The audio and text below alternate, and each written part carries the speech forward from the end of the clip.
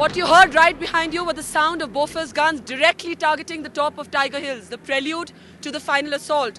Also going on simultaneously are multi-barrel rocket launchers also attacking the same positions on Tiger Hills.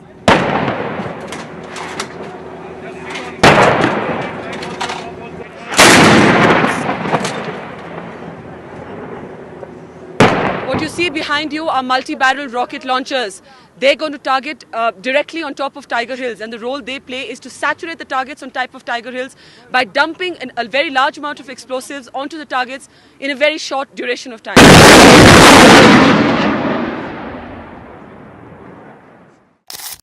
25 years ago, when I was not yet 27, I had the honor and the privilege of reporting from the front line, covering the Kargil War that had broken out between India and Pakistan.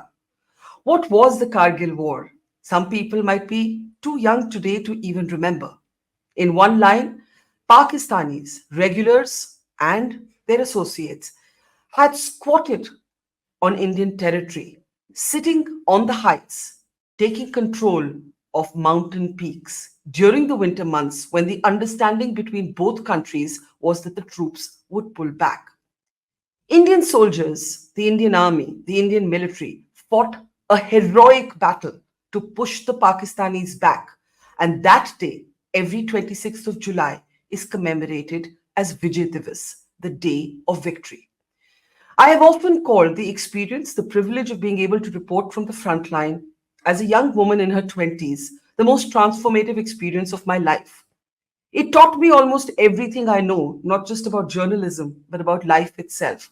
It taught me about courage, about vulnerability, about fear, about fortitude. It taught me about life, about death, and it taught me what it actually means to be a journalist. It was also the beginning of my lifelong association with the Indian military, of which I remain an avid and a passionate admirer.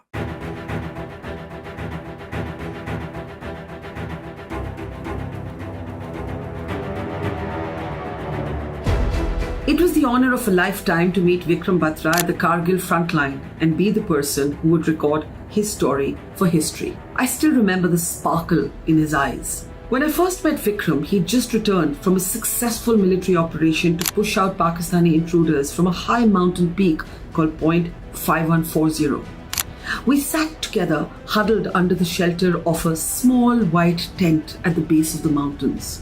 The soldiers were unwinding with a shared, tattered copy of Cosmopolitan magazine. It's strange the things one remembers even 25 years later. I asked Vikram, "Weren't you scared?" Vikram, whose military code name was Sher Shah, threw his head back and he laughed uproariously. "Ye dil mange more," he said, instantly elevating a Pepsi Cola slogan into a national war cry. "Ye dil mange more, dil mange more, dil mange more, dil mange more." Vikram was 24. I was barely 3 years older. This was his first interview, and it would tragically become the first obituary I would write from the front line. But still, the battle was over. But tell me, before you actually took over the peak, when at the difficult stages, how did you all boost each other's morale? Like, what did you keep telling each other? It was like that in case we would have stopped at any point of time. We knew that we would have been the pinpoint target for them. Either we would have been there or they would have been there. And while we were advancing, they intercepted they were on the same frequency which were we on our radio sets. And one of the Pakistani soldiers or officer, whosoever it was, he said me, my code name was Sher Shah. "Oh Sher Shah, you have come. Don't try to come up, otherwise you'll have a tough time." And that was the time they gave us a challenge. And my guys, they went wild. Okay, how dare a Pakistani troop can challenge us? The guys were angry. They were yelling that we guys are going to have them. And that was the thing, that was the spirit. So everyone was highly charged. There was no looking back, sir. It was like we have done it. Like we were on the top of the world.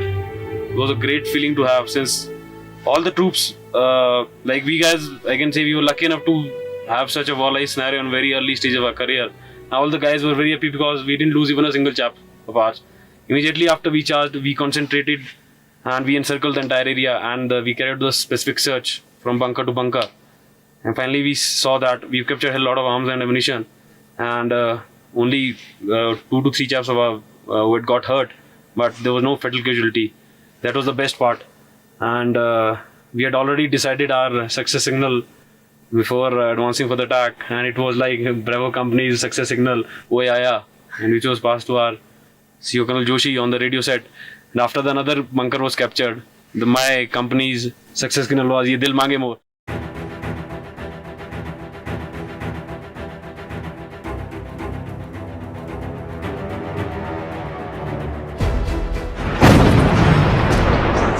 इस वक्त आप देख रहे हैं कि हमारी artillery What you heard right behind you were the sound of Bofors guns directly targeting the top of Tiger Hills, the prelude to the final assault.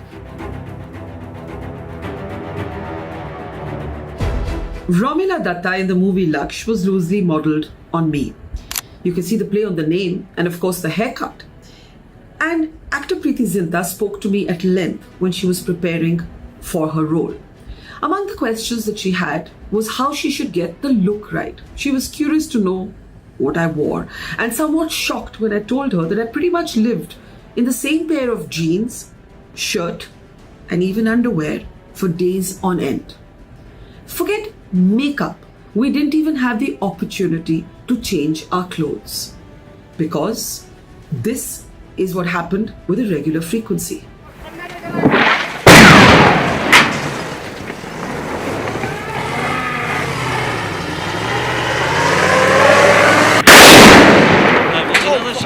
Don't worry. Don't worry. That was quite another shell. You want to hold something, please? No, I'm fine. I'll do.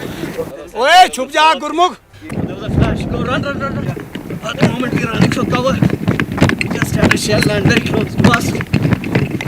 India's Bofors guns would pound the mountain peaks alongside multi-barrel rocket launchers to soften them up for our men to go up the mountains to push out and take out the Pakistanis who were sitting there on our Indian territory. But the Pakistanis would hit back. They would bomb the national highway, which is where we were able to report the war from. In the course of one such shelling, our car got shelled, our driver fled, and along with it went the little knapsack into which I had carried my clothes. So we were left with nothing but the clothes we had on. The morning after Tiger Hills is recaptured, we come to look for our car. It's standing at the police station by now, and well, it's been shelled fairly badly. The windscreens are damaged, there's splinters of glass all across the car, and our driver is missing. We learn later that he's been injured in the shelling. He's got a cut in his foot, he's got a cut across his chest, and he's fled, abandoning the car. When we come around to the other side of the car, it looks much more damaged than we thought it was. As you can see here, the plastic strip is completely gone. Down the line, there we see there are holes in the body. There's one here. There's one further down there. The window here is completely missing. Oh yes, and we also recovered our camera bag, which in the scramble to take shelter we left behind in the car. There are holes in the bag, and as you can see here, the signs of shelling.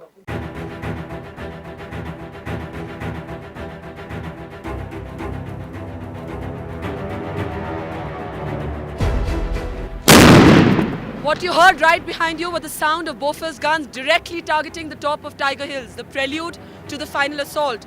Also going on simultaneously are multi-barrel rocket launchers also attacking the same positions on Tiger Hills.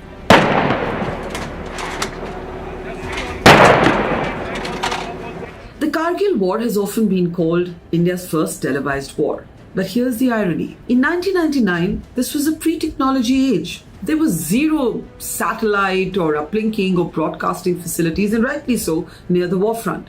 But hell, this was Jammu and Kashmir. In the 90s, even mobile phones were blocked in the state because of security reasons.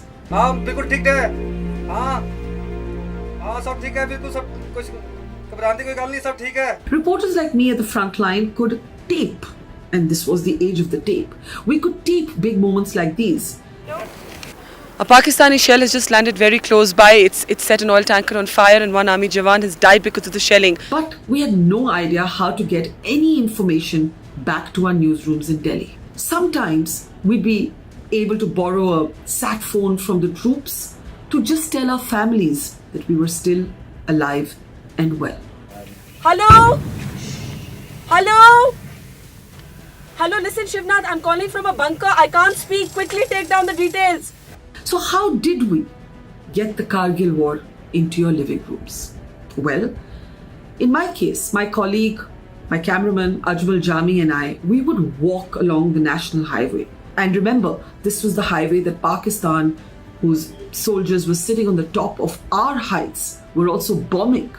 We would make our way through that shelling, through those bombs, and somehow reach the sort of dugouts where our choppers were carrying the coffins of our soldiers home. And we would beg the pilots, can you please also take our tapes back? And that was the only way that we could get our stories from the front line into your homes and living rooms.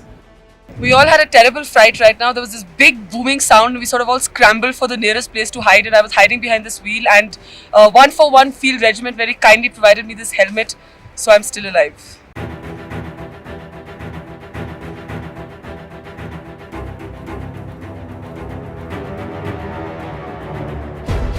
We all had a terrible fright right now. There was this big booming sound. We sort of all scrambled for the nearest place to hide, and I was hiding behind this wheel, and 141 Field Regiment very kindly provided me this helmet, so I'm still alive. I had to beg, plead, cajole, fight to be able to report the Kargil War from the front line. NDTV, where I then worked, was worried about my safety. The army was anxious about allowing a female correspondent into an all-male zone. Remember, this was 25 years ago, and women were not breaking military barriers in the way that they are doing today. The army understandably said to me, look, this is a war. We can't look after you. I said, I promise you, I do not want any special treatment. They said there are practical problems. There are no bathrooms. There's no assured food. There's no place to sleep. I said, I get it. I understand this is a war. As far as no bathrooms are concerned, I will, I don't know, go in an open field or behind a tree, just like the guys will and the guys do. Anyway, finally, I was able to persuade them and have the honor and the privilege of reporting what I call the most transformative assignment of my life. But so many of you have asked what it was like to be a woman war correspondent.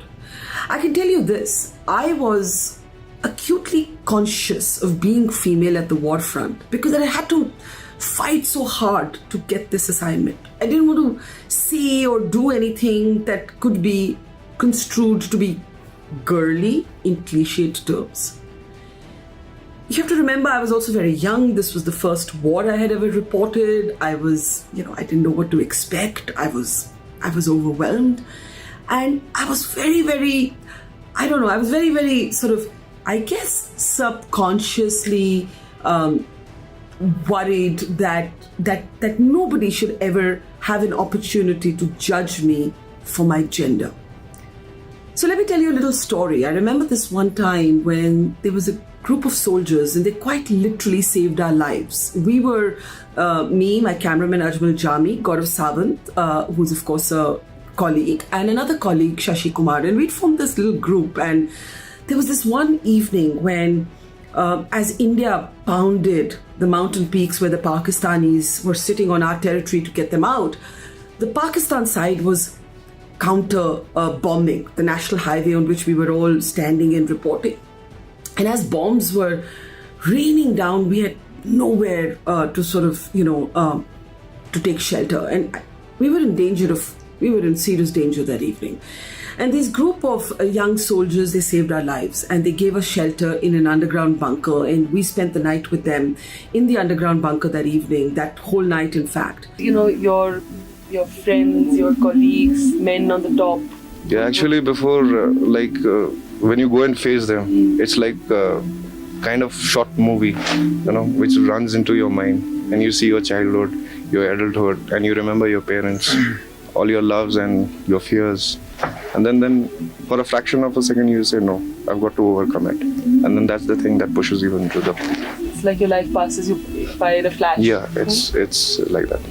And the next morning, we all woke up to the great news that Tiger Hill had been recaptured by the Indian Army from the Pakistanis, and that was great news. But then these young men who had saved our lives, they got their orders that they would be the next soldiers to be climbing up the jagged mountain peaks to take the Pakistanis out. And all of us knew that, we may never see these brave soldiers who had just saved our lives. And it was a very emotional moment, in war zones, there is what I call the intimacy of strangers. And my male colleagues, they had tears welling up in their eyes. And my heart was breaking inside, but I felt like if I show my tears, I'm going to be, they're going to say she's crying because she's a girl. And so I sort of, sniffled into my shirt sleeve, and I didn't show much emotion, but I took off this little necklace I was wearing and I gave it to the soldiers as good luck. And that's the kind of sort of defensiveness that as a young woman in my 20s I felt for an assignment that had to really, it didn't easily come my way. I really desperately wanted to be there. When I was in Delhi, I couldn't sleep because I kept thinking I want to be there, and just, it was tough to get the assignment. And so I was very self-conscious as a female reporter. And I guess it was because I was so young. It would be very different today at the age of 52. I got my period while I was at the war front. And, I've already told you there were no bathrooms. And I also ran out of clean clothes because our car got shelled when Pakistan was sort of, bombarding the national highway. Our driver ran away. I lost my knapsack into which I'd carried my clothes. I had to manage with a bottle of water, toilet roll. Kargil toughened me up. It toughened me up not just as a journalist, but it toughened me up as a woman.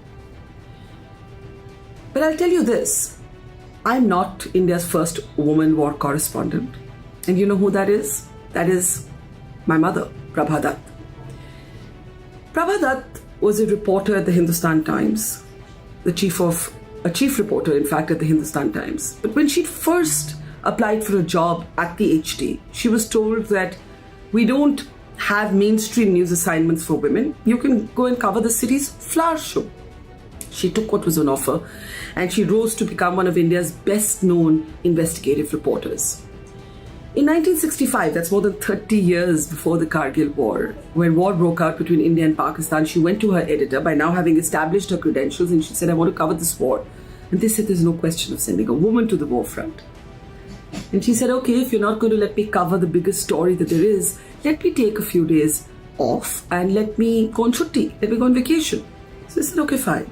She had a cousin in the army, and she went by herself to the war front, to the Punjab border, and she started sending dispatches that the Hindustan Times then published. They were too good not to publish.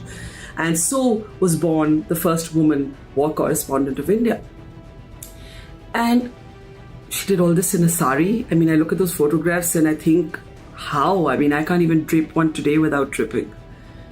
But more seriously, my mother died when I was 13 years old, but these were the values that shaped me. Never take no for an answer, and never let other people's opinion of you shape who you are and who you want to be.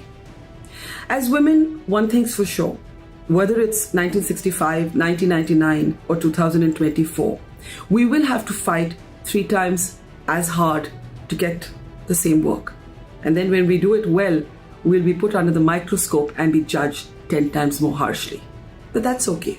We are who we are, and we need to be unapologetic. And we need to remember that for every woman who fights to open a door for herself, a few years later, many more women walk through that door without a fight.